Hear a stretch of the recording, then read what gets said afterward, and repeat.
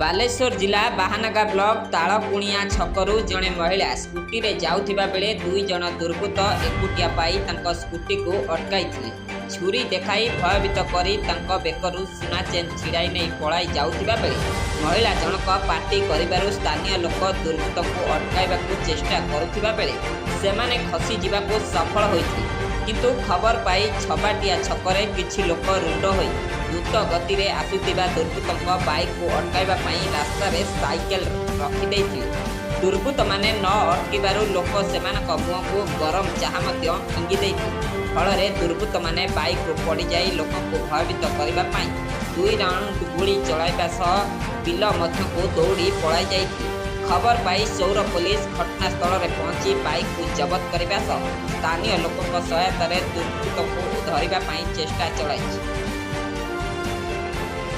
Bureau report title Odisha.